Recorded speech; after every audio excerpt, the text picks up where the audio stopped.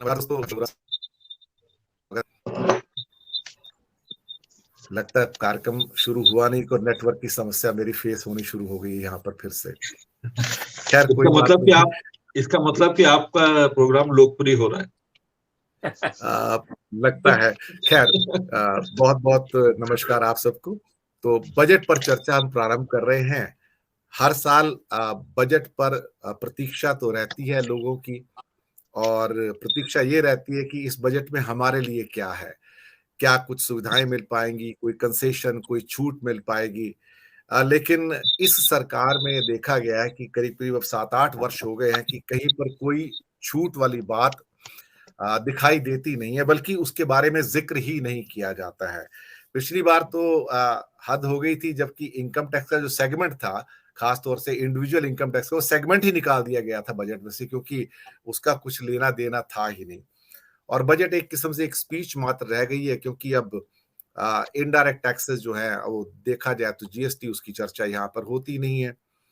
बाकी corporate tax थोड़ा बहुत चर्चा हो जाती है, उनको कंसेशंस दे दी जाती हैं। एक्साइज ड्यूटी जो पेट्रोलियम के ऊपर है वो अब बाहर तय होती हैं। तो अब बजट में ऐसा कुछ दिखाने लायक होता नहीं, सिवाय इसके कि हाँ, बजट की लंबाई बढ़ चुकी है।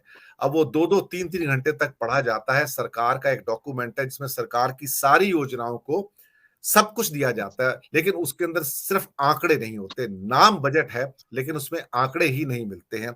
और आंकड़े के लिए आपको फिर वो budget.gov.in के डिटेल सेगमेंट में जाना पड़ता है, वो भी ऑनलाइन। तब आपको पता लगता है कि क्या हेरा फेरी आंकड़ों के अंदर हुई है।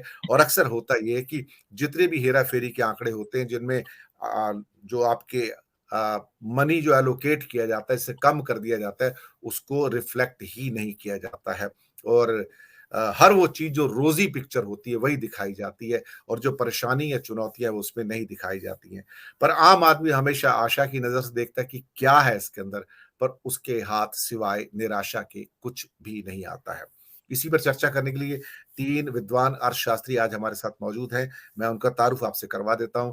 प्रोफेसर डॉक्टर हेमंत कुमार शाह हमारे साथ हैं। बहुत बहुत स्वागत है सर आपका। आपने कीमती वक्त निकाला, वो भी रविवार के दिन। बहुत बहुत धन्यवाद। आलोक भदौरिया जी वरिष्ठ पत्रकार भी हैं और अर्थशास्त्र की गहरी समझ रखते हैं, आपका भी स्वागत है। और हिमांशु जी, जो कि बिजनेस एनालिस्ट भी हैं और वैसे पॉलिटिकल एनालिस्ट भी हैं, और साथ में बिजनेस के अंदर जो गहरी और सूक्ष्म समझ रखते हैं, आपका भी बहुत बहुत स्वागत है। आप सबको उत्तरायण और मकर संक्रांति की बहुत बहुत मंगल कामनाएं, और हमारे दर्शकों को भी उत्तरायण और मकर संक्रांति की बहुत बहुत मंगल कामनाएं। सबसे पहले डॉक्टर शाह, मैं आपके पास आता हूं। हेमंत भाई, बजट से क्या उम्मीदें करें? आम इंसान, आम भारतीय, मुझ जैसा, आप जैसा, या हिमांशु जी या आलोक जो जैसे हैं, या आम भारतीय जो सड़क पर है, वो सरकार से क्या उम्मीद करे? हालांकि हर बार उम्मीदें टूटती नजर आती हैं, लेकिन बजट के ऊपर आपका पहला ऑब्जर्वेशन कि बजट क्या लेकर आएगा 2023-24 का आम आदमी के लिए? 3-4 बातें मैं सबसे पहले कहना चाहूंगा, और आम आदमी क्या अपेक्षा रखता है या रखती है बजट के पास, ये मैं कहना चाहूंगा। सबसे बड़ी बात तो ये है कि शिक्षा और आरोग्य, इन दोनों के लिए जो भी खर्चा हो रहा है, केंद्र सरकार जो खर्चा कर रही है, उस खर्चे में बढ़ोतरी हो, ये आम आदमी की इच्छा है। क्योंकि ये जो शिक्षा और आरोग्य में जो निजीकरण हुआ है, जो प्राइवेटाइजेशन हुआ है, इससे न सिर्फ गरीब वर्ग, लेकिन lower middle class, middle class और काफी हद तक हायर मिडिल क्लास भी काफी त्रस्त है। तो सबसे बड़ी बात तो ये होगी कि भारत सरकार ने 2020 में जो शिक्षा नीति घोषित की थी, उसमें जो कहा गया था कि जीडीपी का 6% शिक्षा के लिए खर्चा किया जाएगा, तो मैं ये अपेक्षा रखता हूं आम आदमी की ओर से कि वो 6% में कम से कम 2% का हिस्सा भी या 3% का हिस्सा भी खर्चा केंद्र सरकार कर ले और बाकी का राज्य सरकारों पर छोड़ दे तो अच्छी बात होगी, ताकि जो शिक्षा में सुधार आना चाहिए वो सुधार आ जाए। सिर्फ इधर उधर करने से काम नहीं बनेगा। मतलब जो 10+2+3 वाला मामला है उसको खत्म करके 5+3+3+4 वाला मामला कर दो तो शिक्षा ठीक हो जाएगी। ये जो एक कॉस्मेटिक टच देने का प्रयास आजकल किया जा रहा है उसमें से सरकार को बाहर निकलना चाहिए। हालांकि अभी जो केंद्र सरकार है वो शिक्षा के बारे में सिर्फ 0.5% खर्च कर रही है, जीडीपी का 0.5%। तो मैं समझता हूं कि इसमें अगर बढ़ोतरी हो जाए और शिक्षा की व्यवस्था के लिए राज्यों को भी ज्यादा अनुदान मिल जाए तो ये एक अच्छी बात होगी। दूसरा मैं कहना चाहूंगा कि जो आरोग्य के बारे में खर्चा होना चाहिए वो भी भारत सरकार नहीं कर रही है। आरोग्य क्षेत्र में भारत सरकार ने 2017 में नेशनल हेल्थ पॉलिसी घोषित की थी जिसमें यह कहा गया था कि जीडीपी का 2.5% खर्चा सरकारी खर्च, जाहिर खर्च होना चाहिए, सार्वजनिक खर्च होना चाहिए। लेकिन वो खर्चा अभी 1 से 1.5% तक हो रहा है, इससे ज्यादा नहीं हो रहा है। और उस नीति में यह भी घोषित किया गया था कि बजट का 8% खर्चा आरोग्य के क्षेत्र में होना चाहिए, जबकि वो 5% से भी कम हो रहा है। तो यह दूसरी अपेक्षा भारत सरकार के बजट से मैं रखता हूं।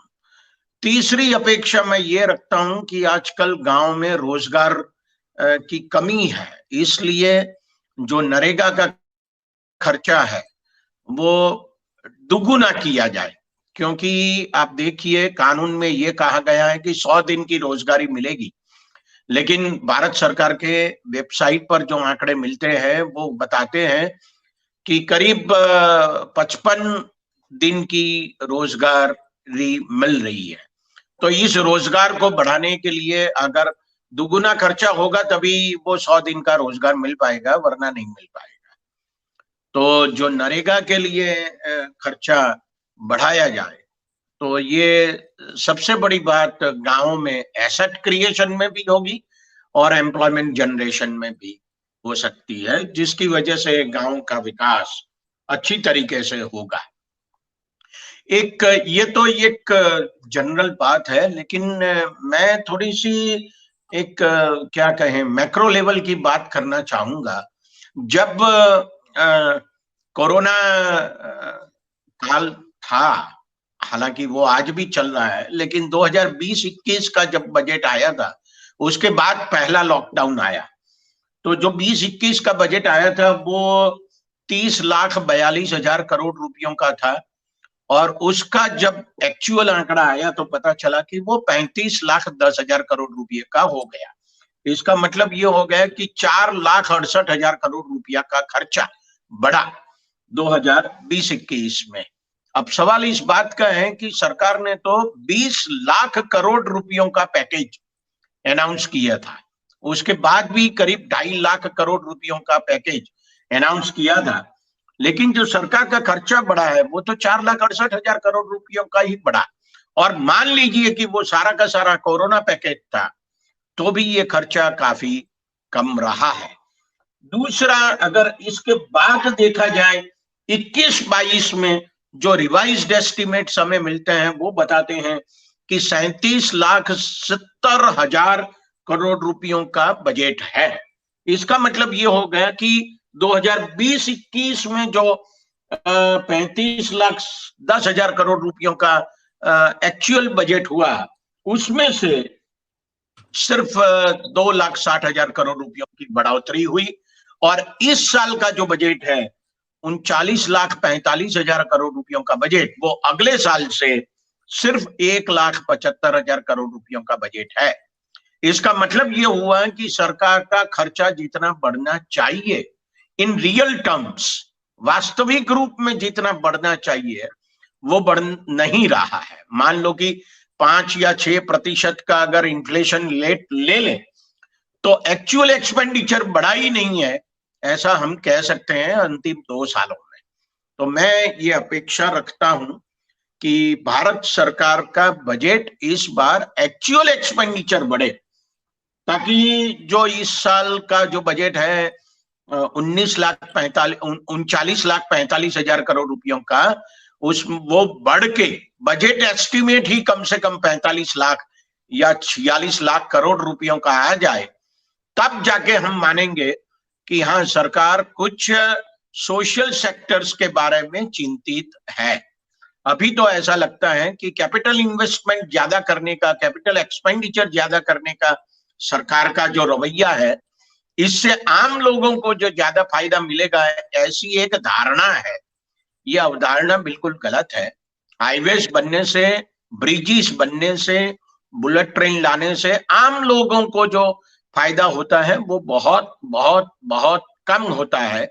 इसलिए मैं ये कहना चाहूंगा कि आम लोगों की जिंदगी अच्छी तरीके से गुजरे, इसलिए सरकार को काफी कम से कम ये 3 कदम उठाने चाहिए।